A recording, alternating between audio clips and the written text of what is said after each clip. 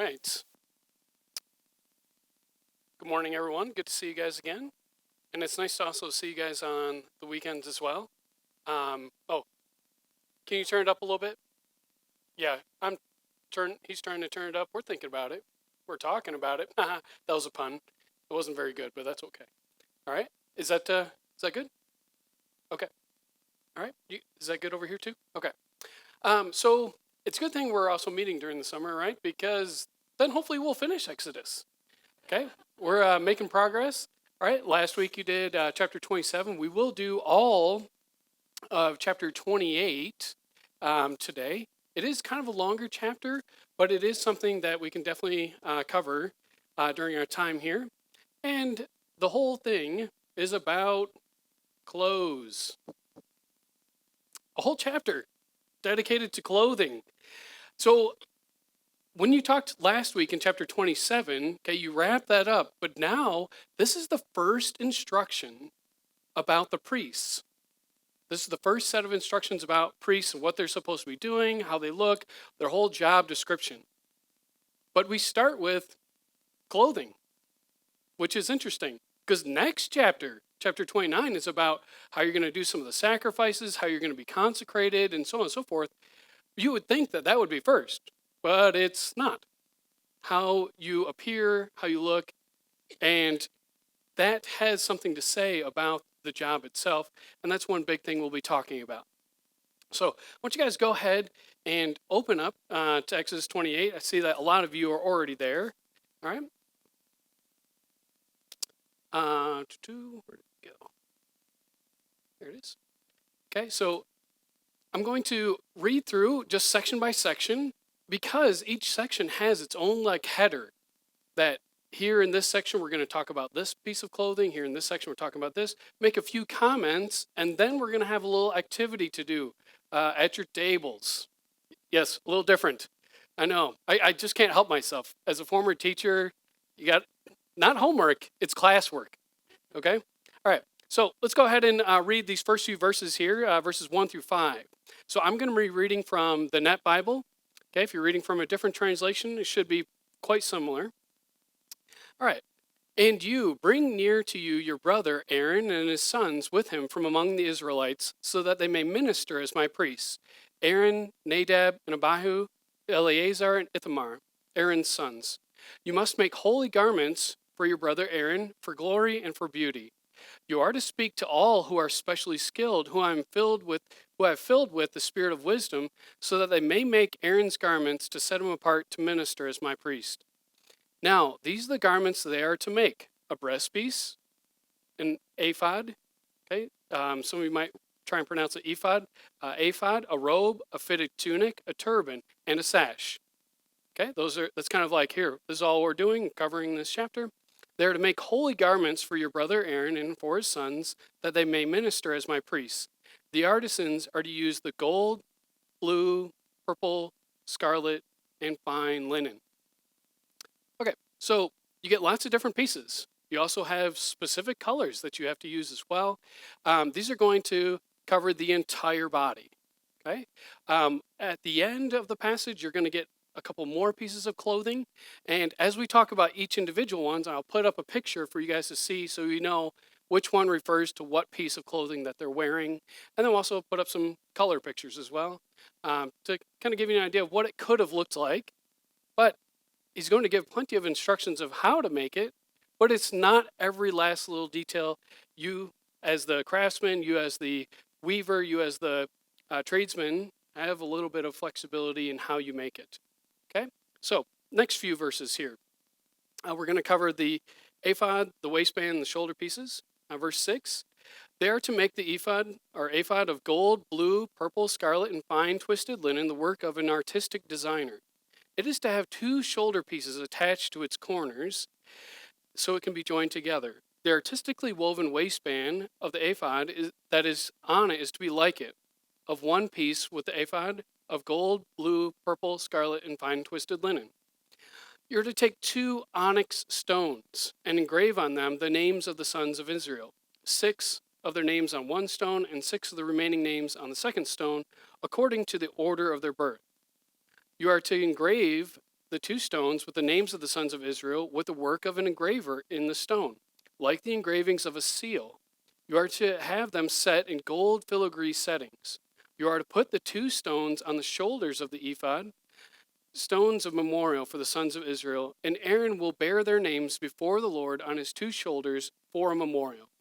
You are to make filigree settings of gold and 2 braided chains of pure gold, like a cord, attach the chains to the settings. Okay, so we got several pieces described here. Onyx, okay, if you're not familiar, it's a black stone. Okay, I'm not a gemologist or whatever that person's called. Okay, but I know that one at least. It's black, and then you engrave in it, so it's etched in stone, quite literally. All right, so there's those pieces. In this next section, okay, we're going to get several other ones, and it's going to be all kinds of stones. You're to make a breastpiece for use in making decisions. So all of this is about the breastpiece. The work of an artistic designer. You're to make it in the same fashion as the ephod. You're to make it of gold, blue, purple, scarlet, and fine twisted linen. It is to be square when doubled, 9 inches long and 9 inches wide. You are to set in it a setting for stones, 4 rows of stones, a row with ruby, topaz, and beryl, and the second row, a turquoise, a sapphire, emerald, the third row, a jacinth, an agate, and an amethyst. The fourth row, a chrysolite, an onyx, and a jasper. They are to be enclosed in gold in their filigree settings. The stones are to be for the names of the sons of Israel. 12 stones, 12 sons. Okay. According to the number of their names, each name according to the 12 tribes is to be like the engravings of a seal. Okay. So quite similar of the stones that are up on their shoulders. You are to make for the breastpiece braided chains like cords of pure gold, and you are to make for the breastpiece 2 gold rings and attach the 2 rings to the upper ends of the breastpiece. You are to attach the 2 gold chains to the 2 rings at the ends of the breastpiece. The other 2 ends of the 2 chains you will attach to the 2 settings and then attach them to the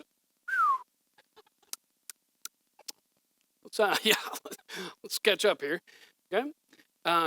They are to tie the breastpiece by its rings to the rings of the ephod by blue cord, so that it may be above the waistband of the ephod, and so that the breastpiece will not be loose from the ephod. Aaron will bear the names of the sons of Israel in the breastpiece of decision over his heart when he goes into the holy place for a memorial before the Lord continually. Okay, so we're a little past halfway in the chapter. All right, I'm going to go ahead and put up some pictures because I don't know how to like knit or make clothing whatsoever. Maybe you could follow that and come up with a plan and like put it all together. The craftspeople did. All right, I got nothing.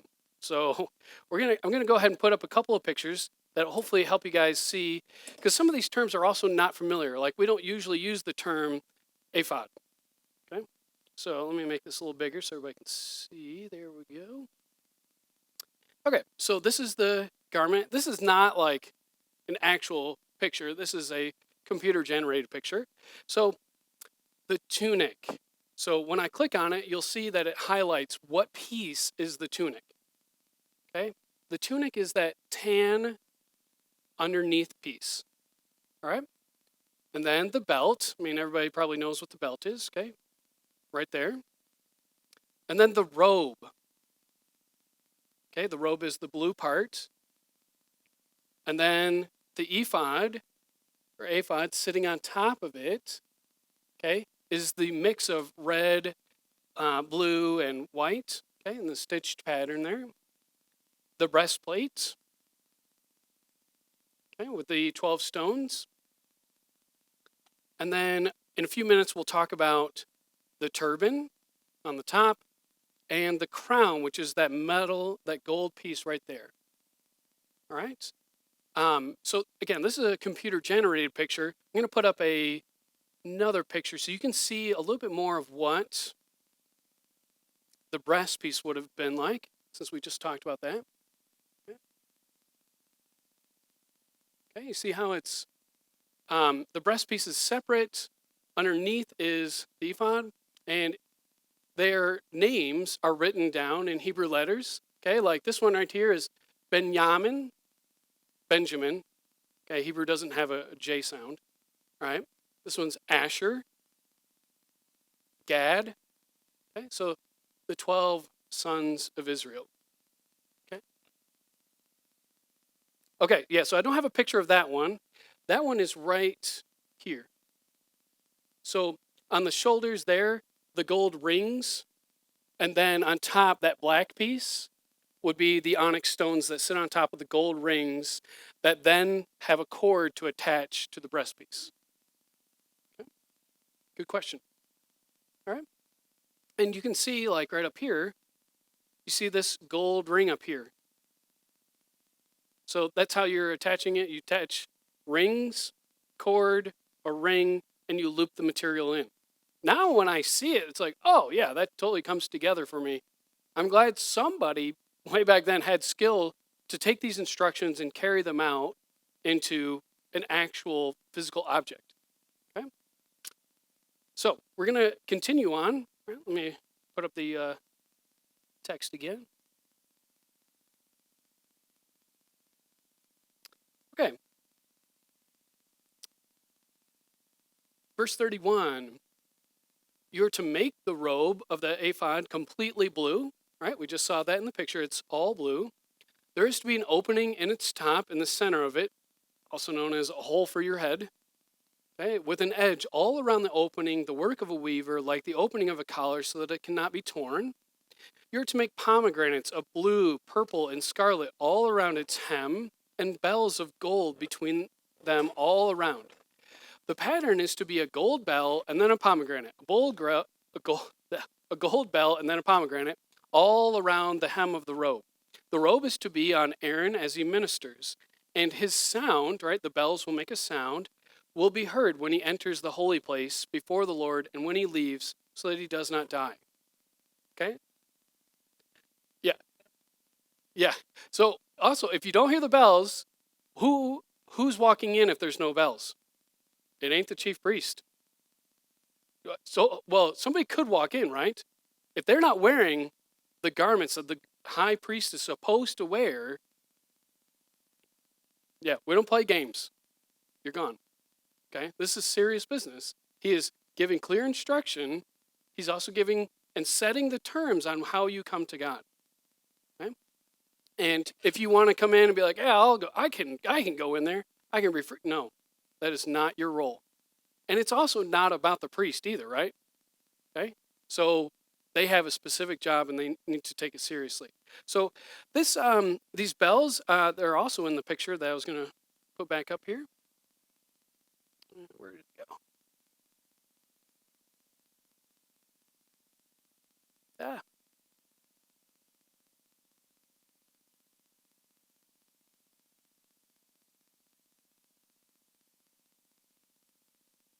Sorry about that.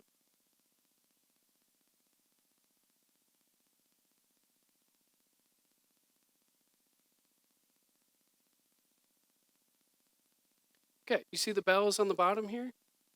Okay, and they do change color. Pomegranate gold, and then the blue tassels are also there that hold the bells at the bottom. Okay? Which is kind of like, oh, well, I can see how that could clearly make a sound. If you're moving, well, those bells are moving, and there you go. Mm-hmm. It's also helpful too. Let's say the priest goes in there and he dies. Well, they would also tie a string, pull him out, because it's not like, oh, he's dead, we can rush. No.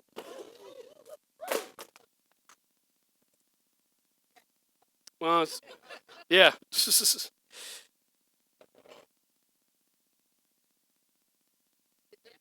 It's a Mac. Ah, all right. Yay. It's a good thing too, because this thing's like relatively new. I would hate to have broken it already. Probably wouldn't give me another one. So yeah, you would tie a string on, and then you would pull them back out, so that you would not have to go into the Holy of Holies if they had passed away, or maybe they had seen a dream, okay, or a vision. All right, so let's jump back in and we'll finish off the last section here.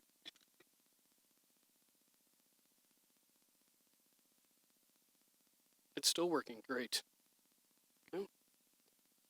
All right, verse 36. You're to make a plate of pure gold and engrave on it this way a seal is engraved, holiness to the Lord. You are to attach it to a blue cord so that it will be on the turban. Okay, this is the crown, that bar of gold right up here on the forehead. It is to be on the front of the turban. It will be on Aaron's forehead, and Aaron will bear the iniquity of the holy things, which the Israelites are to sanctify by all their holy gifts. It will be always on his forehead for their acceptance before the Lord. You are to weave the tunic of fine linen and make the turban of fine linen and make the sash the work of an embroiderer. For Aaron's sons, you are to make tunics, sashes, and headbands for glory and for beauty. You are to clothe them, your brother Aaron and his sons with him, and anoint them and ordain them and set them apart as holy, so that they may minister as my priests. Make for them linen undergarments, so to cover their naked bodies. They must cover from the waist to the thighs. So it's kind of like a pair of gym shorts. It's about that big, all right? A pair of gym shorts from your belt line down to the middle of your thigh. And they must be on Aaron and his sons when they enter to the tent of meeting, or when they approach the altar to minister in the holy place, so that they bear no iniquity and die. It is to be a perpetual ordinance for him and for his descendants after him. Okay, a little side note here about the dying part again, okay, which seems kind of, wait, you got to wear underwear or else you're dying. If you say it that way, it would seem kind of trivial, right? The rest of the nations around them, sexuality, sexual practices, sexual acts are part of their worship. Okay? It's part of that's how they do. So this is kind of making a clear distinction. No, you are not to be like the rest of the nations, profaning themselves, exposing themselves in front of their gods. It is not to be like that. You're to be covered. Okay? And it kind of reminds you of Genesis chapter 3. Covering them with fig leaves is not a good thing. God then makes clothing for them. Now God is prescribing clothing for their nakedness as they minister before him. Okay, so I figured that would be worth noting because, what, you got to wear those clothes or you die? Yes, well, there's a reason for it. It's not just arbitrary. Okay, so now on to the fun stuff. Okay, so this is one way to practice studying the scriptures. Because honestly, like, how many of you, if you were to read this passage, you'd be like, all right, on to the next chapter. Okay? So there are lots of things that are repeated. And those repetitions in this chapter help to give some of the values that God is trying to communicate. We talked about a couple of them related to do this or you will perish. So I want to give you guys about 5 or 6 minutes, just read through the passage and make a note off to the side. Anything that's repeated, okay? Anything that's repeated, something that stands out to you, like, this is interesting. Why is this? Oh, maybe this is a good reason why it's there. And then we're going to go around and solicit answers from you guys, and get maybe 5 or 6 answers, okay? So give you guys some time to read through the chapter and see what is repeated. What occurs a lot? What's a theme that stands out here? Okay, so we're going to go ahead and see what you guys came up with. I heard lots of good discussion. I heard several things that were at one table that are also at another table. So we're going to try and get answers that aren't repeated. Okay, and then Todd will come around. So go ahead and raise your hand if you got one. Who wants to go first? Okay, yeah, right back there. Well, all told, when I went through, quickly put marks in the order of anything that I saw repeated, I went through pretty fast, and when I was done, I went back and I found 24 of them, but there's probably a lot more than that. Gold is repeated numerous times, engraving, stones, names. It just keeps on repeating itself many times. Mm. Yeah. And twisted linen, as Steve just reminded me. Mm-hmm. Okay, good. That's a good one. Okay, how about another one? Yeah.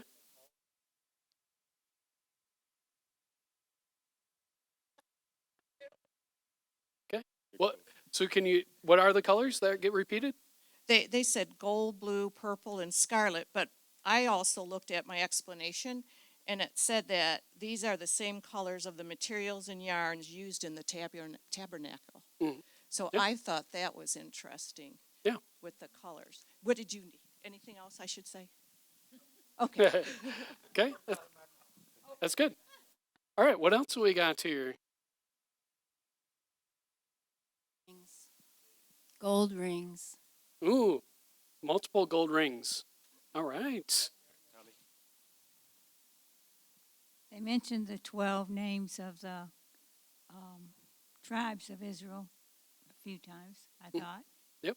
Mm-hmm. I think the whole chapter is about the emphasis on what they're wearing, but it's all about what we are wearing inside Okay. for His glory. Yeah, and you get that phrase repeated too, that you're to make these things for honor and for glory, for beauty and for glory. Excuse me. Yeah. Okay. Oh, other ones. Anybody over here? There was two of a lot of things. Most everything in here was two of, except for the 12 tribes. Mm-hmm. It's two of. Yeah, good. 2 stones, 2 rings, 2 cords. Yep. Okay. Just to add what Jim said, gold or golden is mentioned 16 times. That's a lot of gold. Reckon up that cash money. Okay. All right. And we got one right here, Todd. Yeah, because it is said there was a lot of do this, or die. Yeah. So they were being specific of how it had to be done. Yes. And you're going to get more of that leading into the next few chapters, too. Very specific ways of how to go about it. Okay? Oh, what was I going to say? Aaron and his descendants. It's in there that it has to be of that line. Mm-hmm. It can't be of another tribe or something like that. It's going to be, which was Levi's line, right? Yeah, so that's a great point. It has to be Aaron and his sons, and it will be continually. They keep saying the word continually or perpetually, ongoing. Okay, good. How about one more? One more? Going once, twice, 3 times sold. Yeah, yeah. I need a faster talking voice, and I'm going to do that. So there are lots of things that are helpful in practicing studying the scriptures. This is one, right? What is repeated? If it gets repeated and somebody's going to take the time to say all this stuff, it takes time and effort to write things down, and you want to remember them to write them down, it must be important. Okay, something must be important here. So I'm going to bring up 6 observations that I was making, and as I was reading what is repeated, what are themes, and then other methods that you can use as you study the scriptures for yourself. So the first one is permanence.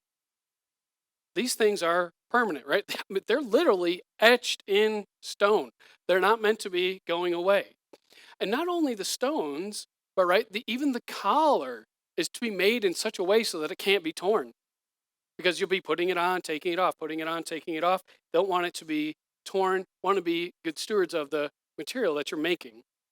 It also might be appropriate maybe to make like a new set of undergarments, right? Like I don't want to be wearing the same underwear that the person before me is wearing. But apart from that, the rest of it is probably made to be ongoing generation after generation. There's a permanence to these things. Okay. The second one I noticed is that all of this work really elevates the office. It really makes the office of the priest stand out because nobody else is wearing these clothes, right? Also, these are expensive. Okay, these are expensive. To find all this gold, to craft it, find these stones. I don't know. Maybe these stones don't naturally only exist in Israel. Maybe they had to get them through trade from other places. Okay, but that's a lot of variety of stones to find and have. Okay, and the tools to carve them. I mean, I don't know. You can't just come by those tools all the time. You don't just have a power carver that you plug into the wall, right? That takes some tools and takes some skill. The breast piece has lots of things going on it. It also has the Urim and Tumim in it, okay, which somebody asked about. We could talk about it later. That's kind of a longer discussion for that. But they're to help make decisions, right? These things are elevating the office. If that high priest is there representing things before God, they're going to be doing sacrifices that are talked about in the next few chapters. They're also asking God on behalf of the nation, right? When it says they will carry the judgments of the people, they are asking and interceding on behalf of the nation so that might have answers that affects everybody. Are we going to go to war about this? Okay, things like that. That affects everybody. Things that are not already revealed. So that he does not die. So the sound is going to be heard on the ephod. Like, that person is important. If they also bear the weight, if they don't take it seriously, they're going to pass away. In generations to come, there will be priests that are corrupt. They're probably not even going it. Probably not doing any of these things. Maybe after a while, these things pass away. Or maybe these garments are not even there, right? You get later, people rediscover. Oh, look, we found the book of the law. We have lost it. And now they have to redo these things all over again. They're meant to be permanent, and it's meant to be a high regard for this office, but it does get disregarded over time. You also wear the undergarments so you're not bearing the iniquity and die as well. So there's so many serious things surrounding it that it makes sense why this chapter comes first. This designates the office, right? There also be people from other nations. Let's say a person from another nation comes in and sees the kingdom of Israel. That's going to stand out. Oh, what's up with them? They have special clothing on. They are our priests. This is what they do. This is why we made this. Those names right there, they have something special to them. The nation is meant to be a beacon to the other nations, right? To draw them in so that they might see the nation that God blesses because they are trusting and walking with Him. Now, it doesn't always work out like that, but that is the intent. And it will stand out. This is who is our high priest, and this is what he wears. It's clear to everyone. Okay? And the last thing I want you guys to turn over to the book of Hebrews, because if you're going to elevate and show how important this office of high priest is, let's going to transfer over when Jesus is given the title, our great high priest. Okay, so over in Hebrews chapter 7. Hebrews chapter 7. Yeah.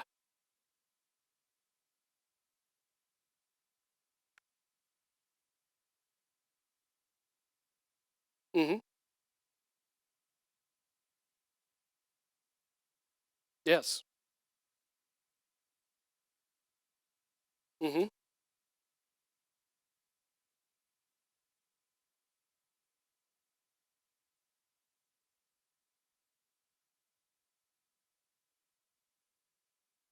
Mm-hmm. Yep. Yes. That's a great point. It marks them out against other leadership, and it also helps to point the visiting nations to our leader is Yahweh. Our leader is God. That's why it's a problem when they later on ask for a king. Okay? All right. Good points. Hebrews chapter 7, towards the end of the chapter there, okay, verses 26, and then we'll read through about half of chapter 8 as well. For it was fitting for us to have such a high priest, holy, innocent, undefiled, separated from sinners, and exalted above the heavens, who has no daily need, like those high priests, to offer up sacrifices, first for his own sins, and then for the sins of the people. Because he did this once for all time when he offered up himself. For the law appoints men as high priests who are weak, but the word of the oath, which came after the law, appoints a son, with a capital S, who has been made perfect forever. Chapter 8. Now, the main point in what has been said is this. Thank you. Thank you for saying that, because now it's clear this is what we're talking about. I really appreciate when a writer does that. We have such a high priest who has taken his seat at the right hand of the throne of majesty in the heavens, a minister in the sanctuary and in the true tabernacle which the Lord set up, not man. For every high priest is appointed to offer both gifts and sacrifices. So it is necessary that this high priest also have something to offer. Now, if he were on earth, he would not be a priest at all, since there are those who offer the gifts according to the law, who serve a copy and shadow of the heavenly things, just as Moses was warned by God when he was about to erect the tabernacle, for see, that which you make all things by the pattern which was shown to you on the mountain. But now he has obtained a more excellent ministry, to the extent that he is also the mediator of a better covenant, which has been enacted on better promises. Yep. So in chapter 7, chapter 8, chapter 9, you'll get it smattering in other places too, but it's really highly concentrated in the book of Hebrews in 7, 8, and 9. All this talk about high priest, new covenant, new work of the Spirit. That's part of the new covenant. You'll get a lot of these things. And if you are reading this, first, you'll really see that the writer of Hebrews has the Old Testament on the front of his mind, right? He is thoroughly entrenched in the Old Testament. And now he's trying to explain to his audience, this Jesus is the replacement. He is now superseding. He is the ultimate intended high priest. Because the people in this, the audience here is considered Christ, but now they're thinking of going back to the Jewish way of life. And he's trying to make it clear, no, you now have this kind of high priest who is perfect and has been made perfect for all time. So that kind of language is really explained when you think about, okay, this is what a high priest was like. Okay? If you're already familiar with that, you would have already understood these things in the book of Hebrews. I want to bring that to your attention in case that's something new or not as familiar with the priestly language. Okay? Because this is not often a book that's like, usually you're not hearing sermon series on the book of Hebrews because there's so many things that are unfamiliar. It's not like you can't. It's just in all my years, in almost 20 years, I've never heard a sermon series on Hebrews because it takes so much background knowledge, right? It could be great. It can be a really good benefit, but you got to know some of this background stuff. Okay? It really helps make it clear. All right? So, moving on to the third one that I noticed, there's always this remembrance of what has happened in the past. God's track record is all over his clothing, right? And the biggest way it's on his clothing is through the names of the sons of Israel. So God often introduces himself as, I am the God of Abraham, Isaac, and Jacob, right? So you get that title quite a bit.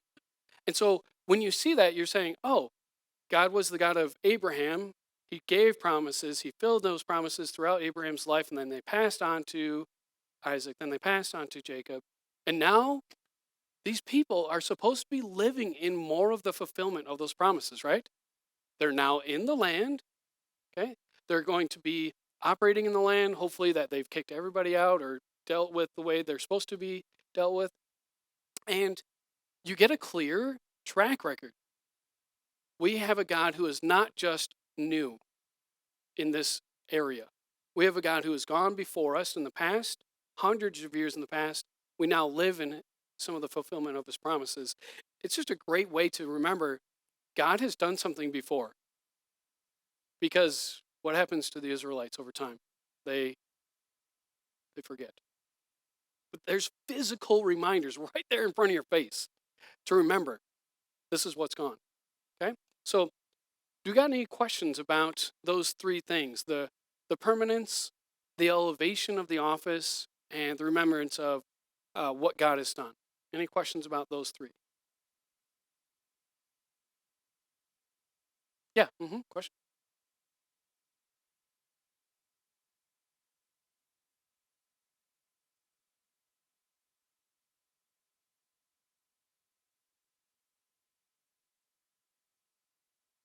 Hmm. So the this priest here is referring to Christ. Yes. Yep, that's exactly right. Yep, so he's off. So the question is, what is the offering that Jesus gives? It is his own life as the sacrifice. That's the gift he's giving. Great question. Hmm. Yeah, there's a lot of switching back and forth between who it's referring to. Is it referring to the Jewish high priest or referring to Christ as the high priest? And that one is Christ as the high priest. Good question in verse 3 there. Okay. Anything else, sir? We've got 3 more. Okay.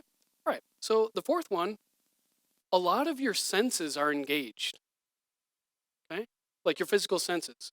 You're going to see something that's quite like stark. It's beautiful, right? Stones adorning, beautiful coloring, right? You see a lot. There's a lot to see in what's being made, right?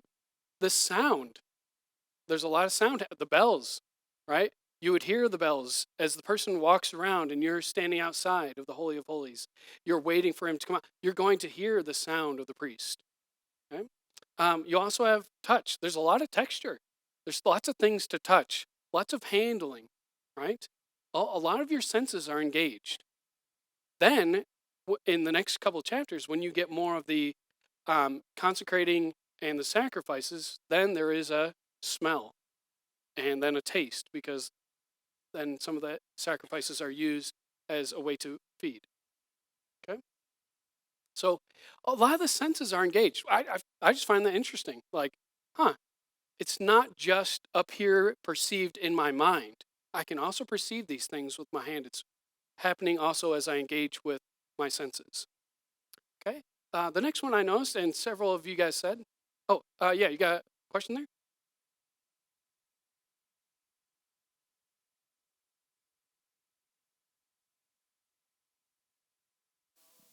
That beautiful garment.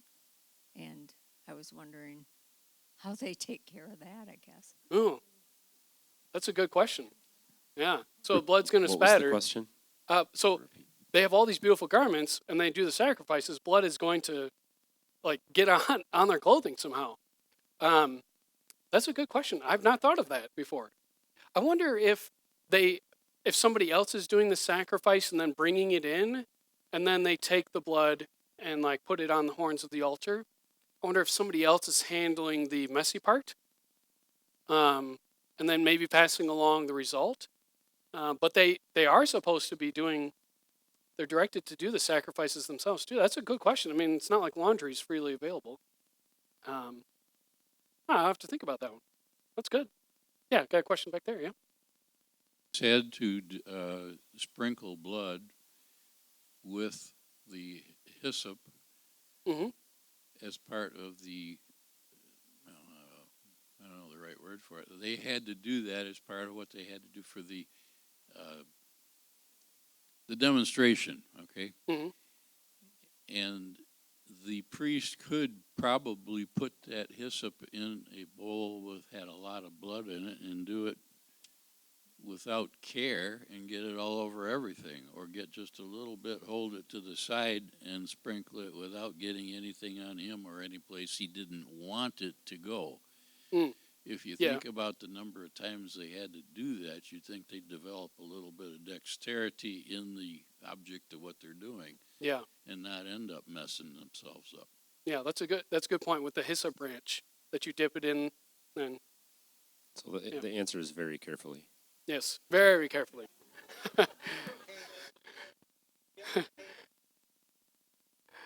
Yeah, you might still get one. They'll hopefully they figured that out. Yeah, they didn't have time. The next one that I was thinking of is craftsmanship. Like, people are selected because they have skills. All right, so these people have skills. They also have a spirit of wisdom in them, and they're called out because of their skill.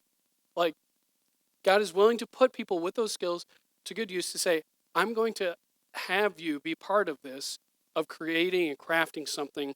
You get all these phrases: artistically woven, work of an engraver, artistic designer, the work of a weaver, the work of an embroiderer, right? You get those in 5 different verses.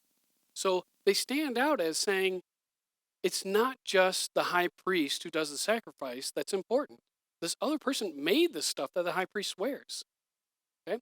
And if things get broken, okay, well, they're probably going to have to repair it. Okay? All in the attempt to be honest and with integrity and skill. I find this helpful and encouraging because most of us, right, don't spend our time praying all day, every day, reading the Bible all day, every day, doing quote unquote like spiritual things, right? Like a plumber. He's working with pipes all day, every day. His skill, his craftsmanship is a way to say, I do this unto the Lord, right? Like you guys have probably read this passage in Colossians 3:23. Whatever you do, do heartily as unto the Lord. So it's nice because it doesn't say that half your life doesn't matter. No, all these skills, all these beautiful things that people can contribute matters, right? Gives value to it. Right? The last thing as an observation is it's tangible. It's very tangible. All of this stuff is tangible, right? The whole sacrificial system is tangible. It's not just something you perceive up here. It's physically happening in front of you, right? The next chapter, you're going to get sacrifices to eat. Numerous physical items are involved. There's lots of this going on because it's a helpful corrective to how we practice Christianity a lot nowadays. Because nowadays you see a lot of just like this sense of, oh, the soul is important. The soul is good. The body, that's bad. Okay? This dichotomy. Okay? People won't necessarily say it like that, but their actions show it. That no, we want a stripped down look here. We don't care about how things look. We only care about are things happening in your heart. Now, is the heart hugely important? Oh, absolutely. The heart is where you believe in Christ as Savior, right? But to say that the physical is not important is not Christian or Jewish. Okay? Your physical body is important. Jesus had a physical body. He rose from the dead bodily. Right? He didn't just rise from the dead as a spirit or phantasm. Yes, and their physical bodies. So this separation that then works itself out in practice, okay, is sometimes problematic because then it says beauty, aesthetics, and whatnot are not important. Well, I'm thinking God made lots of amazingly beautiful things, and those people get to partake in it. I mean, I have some of those skills. I don't have nearly the skills like my sister does.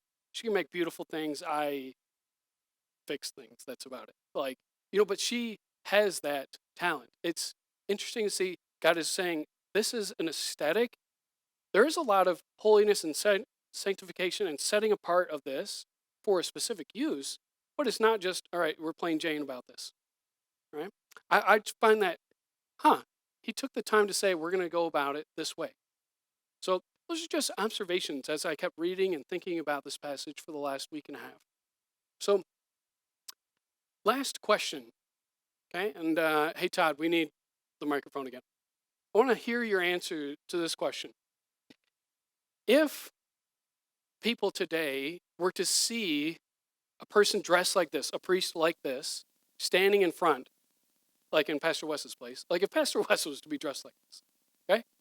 What do you guys think people would say when they walk in, like a visitor, all right, or whatnot?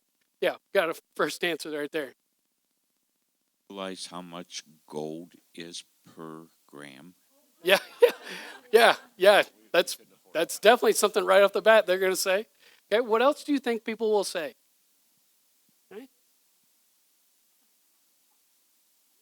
Okay. Oh, I think she wants to say it out loud. She just kind of keep it to herself. What a waste of money. Yeah, people would think it's a waste of money. Okay. Other thoughts?